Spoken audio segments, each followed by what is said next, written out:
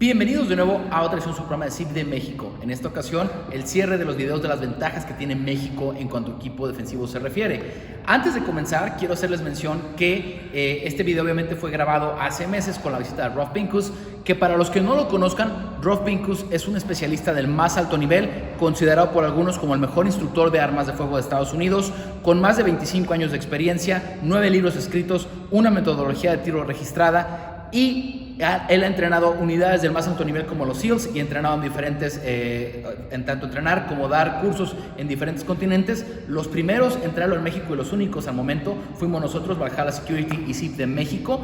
¿Y qué creen? Vuelve para el mes de octubre, finales del mes de octubre. Si están viendo este video, muy posiblemente tengan aún la oportunidad de poderse sumar a estos cursos.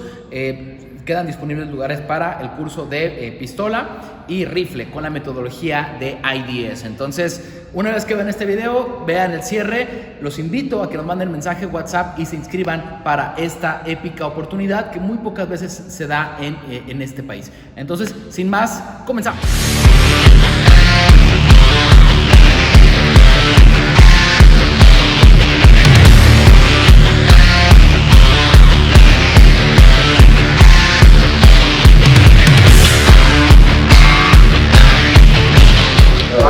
Think about how many, Colorado, New Jersey, California, Massachusetts, New York, how many places that you can't have this in the US, but no problem. Yeah. Right. Here, no problem with the magazine capacity. Usually stocks are 15 rounds for the Glock, 15 rounds for the CCP07, whatever, but you can have like extended max, 19 rounds or something. I will show you just one magazine. Okay, that's what it is. So it's a 19 plus 1, that's right. 19 plus 1. So this 20. Is what you guys were using in the class? Yeah, usually 20 rounds.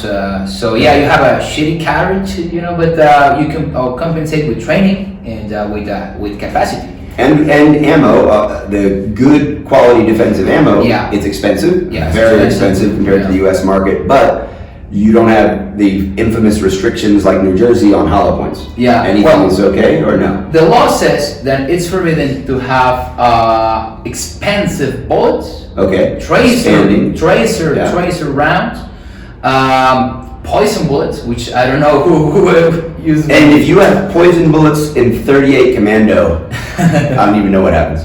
Yeah, me too. I'm like very. So no poison bullets. So help me understand, because I know some guys are carrying, like, if it's an expanding bullet, but like a ballistic tip, if the hollow point is covered, then it's okay. Let's put it clear. You have two things. Soft point is legal. Aguila makes 22 Magnum soft points, 38 special soft points, and I hear some nearby soft point, with the lead, not using polymers and all that kind of stuff. But even you can buy from the military store. You can buy some 30-06 tip, special tip soft point, 30-06, even 330 La Pua Magnum. I buy from the military 330 La Pua Magnum Hornady with this kind of projectiles. So yeah, you can have it, even though it's very expensive, to get and all that stuff. And that is one thing. The other thing is the Supreme Court back in 2017 make this not exactly as a rule, but a sentence, that whether, as long as there is a legal caliber and a legal amount of ammunition, you can have with special artificers. But rather than that, I don't know why somebody can need a 380 tracer anyway, or a poison bullet, your weapon, or some Cobra poison. Or remember, this law was made in the 70s with a lot of hurrying, and the senators were like, you kind of wait a minute. Lead is poisonous to the human body. Well, yeah. Like, hopefully, I don't want to give the legislators any ideas. Yeah, but that's not what that means.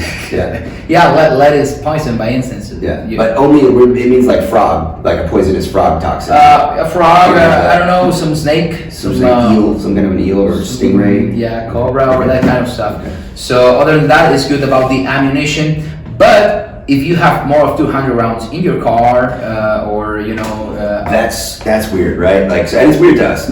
It's in Europe. There are places like this as well, where you are limited to the amount of ammunition you can have at any one time, and it affects our training. So, for example, many of the people in the class, those of you familiar with my training, we don't stay under 200 rounds per day in a pistol class. So we had many people who were using 22 conversion kits. Yeah. So they could have their 200 round center fire, and then they had their conversion kits. And for the instructors out there, you're like, that's no good. Well, here's what we do. We start the day with center fire, right? So that we're learning the techniques with the proper recoil and all this. And then we switch to the middle of the day when we're refining some things or maybe doing some applied training, information processing, thinking about assessing the environment or processing commands.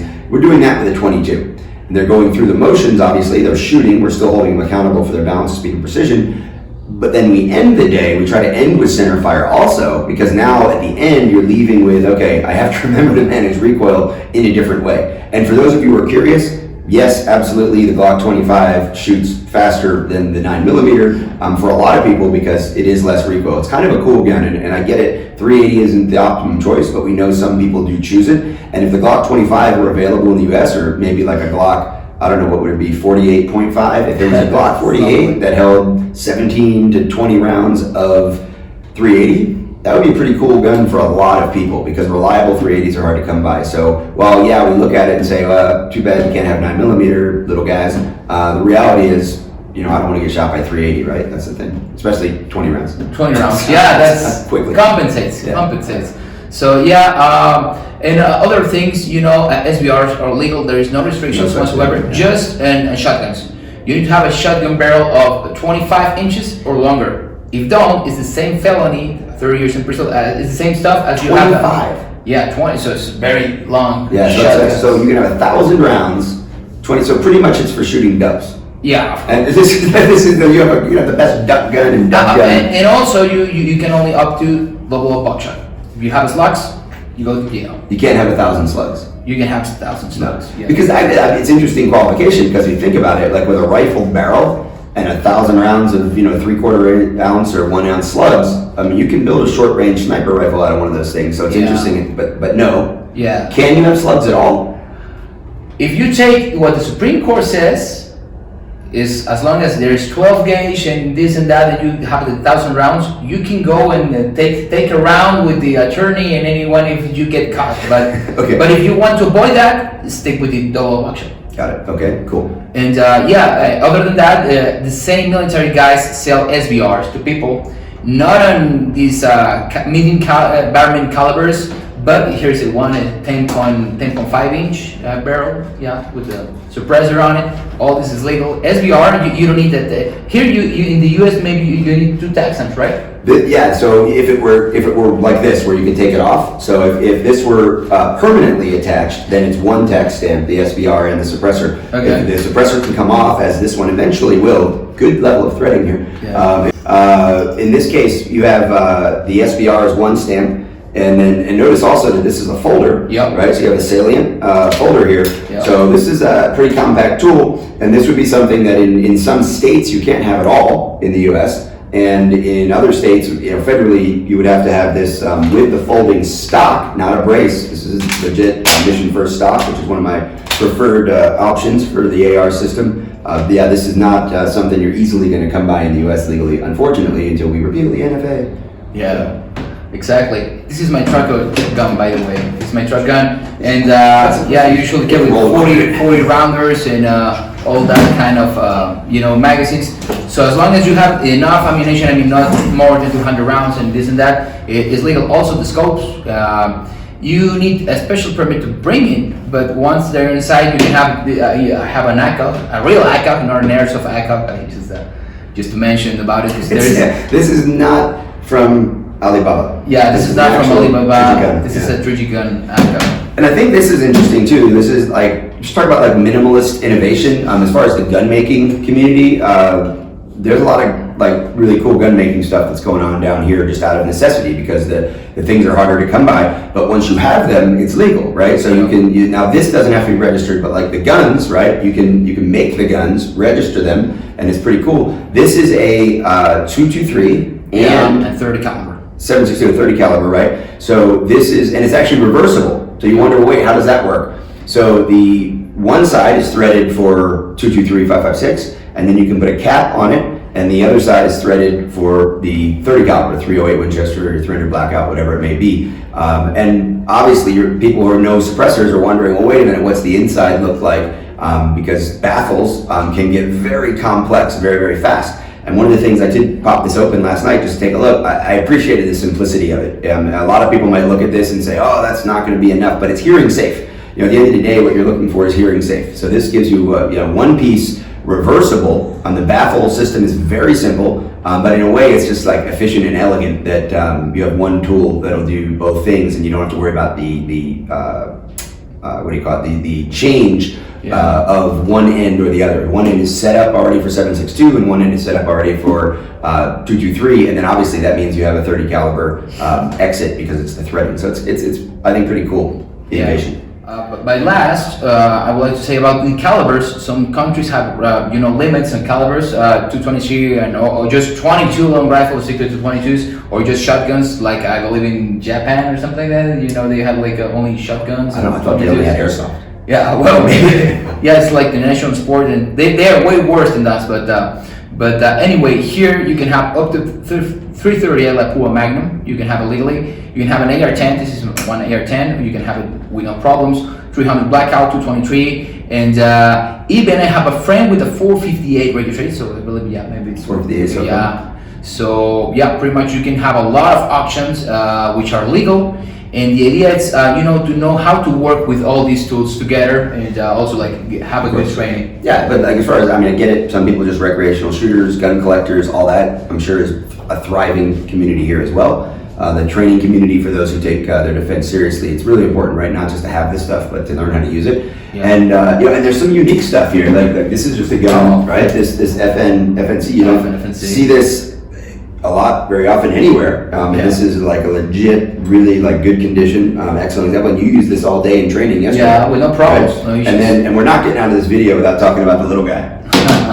Get that little guy. Yeah. Because this is cool. I got to shoot this yesterday, and this is a Mexican gun. It's made by a company called Mendoza. Yeah. I think it says Cobra on it. Yeah. It really is a very cool gun. And the thing about it, obviously, like, I got to push this button and open this up. I'm new to it. I did get to shoot it yesterday. But this is made here in Mexico. Obviously, some of this looks very modern, but when did they first start making these? About the 50s. The 50s, okay. So, and it has that, very industrial look, like maybe like some of the old Sten, stuff, or we think about like the MP40, some of that old like just tubular design stuff. I'm sure there was a full auto version. Yeah, it is. Open bolt. It is. Yeah, and that was in 9mm.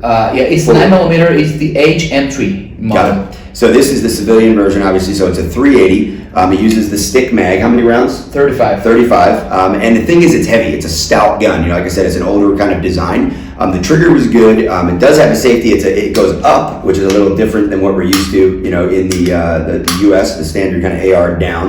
So that was a little different. Not the only gun in the world that does that. But the cool thing about it is a heavy gun, originally designed as a submachine gun or PDW in 9mm. So in 380.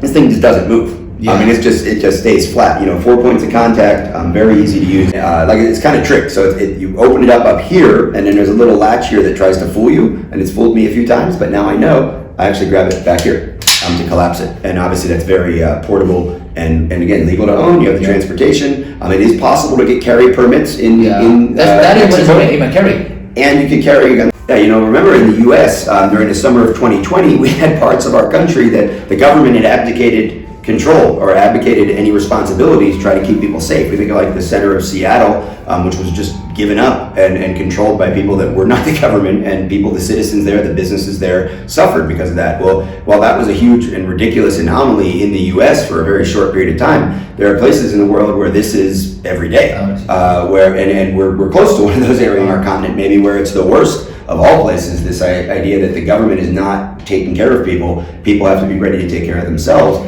And the fact that there's a legal means to do it is incredibly important, because I think the average person is not likely to violate the law by owning something that's forbidden or by doing something that's forbidden. In Germany, you can't do defensive training, even though you can own the guns. Maybe they're rethinking that. We look at with the Ukraine, where they started handing guns out. Wouldn't it have been better if those citizens had been comfortable and trained with those guns long prior to the invasion? In fact, we know that maybe certain outlaw violent groups don't take over a community because that community is armed and prepared to defend themselves. We know the legend of they're not going to invade the U.S. because behind every blade of grass, is a rifleman. Yeah. Well, what if that had happened in the Ukraine? They got a lot of grass there, they got a lot of wheat. Yeah. If they had a rifleman behind, maybe then Putin wouldn't have moved in. And I think this is the same thing. Whether it's individuals, you're not going to be a victim if you're prepared to defend yourself. Communities, you're not going to have the riots and the lawlessness, or violent gang takeover if you're prepared to defend yourself. And then, of course, nation states as well. And nation states are pretty good at it usually,